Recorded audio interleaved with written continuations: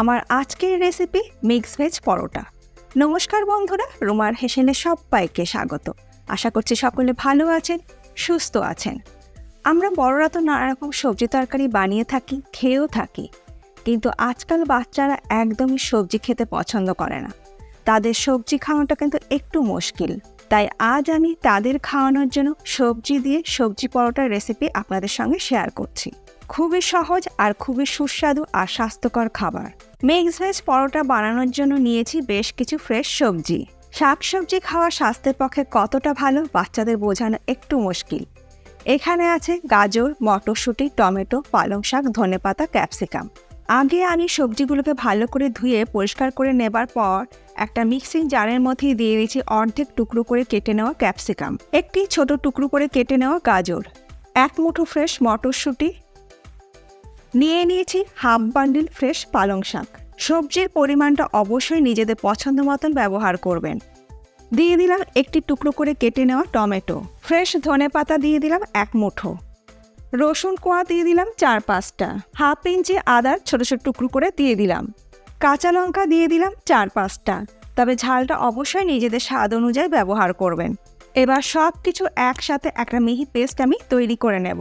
আপনারা কিন্তু এর মধ্যে আপনাদের পছন্দ মতন আরও অন্যান্য সবজিও কিন্তু ব্যবহার করতে পারেন। আর এই পেস্টটা তৈরি করার সময় কিন্তু আমি কোনো রকম জলের ব্যবহার করিনি।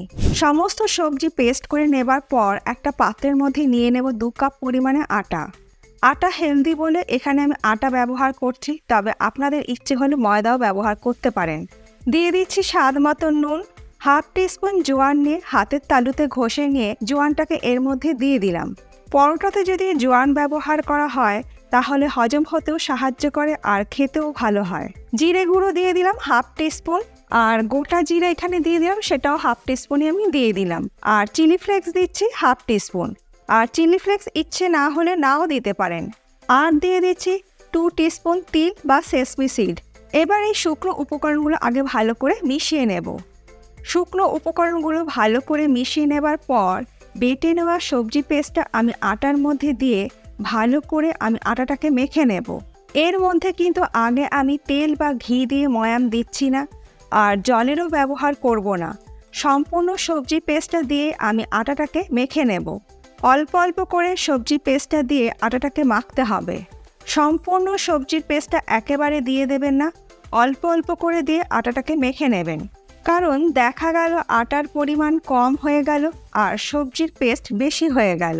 ঠিক যেভাবে আমরা রুটি বা পরোটার জন্য আটা মাখি, আটা ভালো করে মেখে নেওয়া হয়ে যাওয়ার পর হাফ টিস্পুন ঘি দিয়ে আরও একবার আটাটাকে আমি ভালো করে ঠেসে নেব।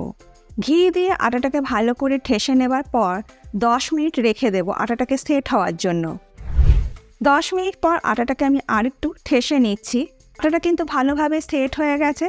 এবার এই আটার থেকে আমি লেচি কেটে নিচ্ছি। যেমন প্রমাণ সাইজের পরোটা হয় ঠিক তেমনই প্রমাণ সাইজের পরোটার জন্য আমি লেচি কেটে নিলাম। এবার পরোটাগুলো আমি বেলে নেব। অল্প অল্প করে গুঁড়ো আটা ছড়িয়ে আমি পরোটাগুলোকে বেলে নিচ্ছি। তবে খুব বেশি পরিমাণে গুঁড়ো আটা বা ময়দা ছড়িয়ে পরোটা কিন্তু বেলবেন না, কারণ পরোটা যখন ভাজা হবে তাও বা চাটু যেটাতেই আপনারা ভাজবেন না কেন, গুঁড়ো আটা পুড়ে গিয়ে পরোটাগুলোর মধ্যে একটা কালো ভাব চলে আসবে। পরোটাগুলোকে আমি ত্রিকোণ শেপের তৈরি করে নিচ্ছি, তবে আপনারা আপনাদের পছন্দ মতন শেপের পরোটা কিন্তু তৈরি করে নিতে পারেন। চাইলে গোল বা স্কোয়ার শেপের পরোটাও তৈরি করে নিতে পারেন, যেটা আপনাদের পছন্দ। একটা পরোটা আমি তৈরি করে নিয়েছি, বাকি পরোটাগুলোকেও আমি ওই একই রকমভাবে তৈরি করে নেব। তাওয়া বা চাটু আগে আমি ভালো করে গরম করে নিয়ে একটা একটা করে পরোটা চাটুর মধ্যে দিয়ে মিডিয়াম ফ্লেমে পরোটাগুলোকে আগে শুকনো সেঁকে নেব। আগে তেল বা ঘি দিয়ে ভেজে নেব না, আগে প্রত্যেকটা পরোটাকে শুকনো সেঁকে নেব। প্রত্যেকটা পরোটা শুকনো সেঁকে নেওয়া হয়ে যাওয়ার পর আমি পরোটাগুলোকে ঘি দিয়ে ভেজে নেব, তবে আপনারা তেলেও ভেজে নিতে পারেন। গ্যাসের ফ্লেমটাকে মিডিয়ামে রেখে আমি একসাথে 3টে পরোটাকে অল্প অল্প ঘি দিয়ে ভেজে নেব।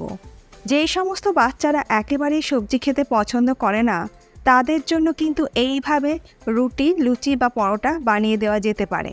তবে আপনারা লুচি, পরোটা বানিয়ে দিতে না চাইলে রুটি তো এইভাবে বানিয়ে দিতে পারেন। তবে একটু ঘি খাওয়াও কিন্তু স্বাস্থ্যের পক্ষে ক্ষতি না।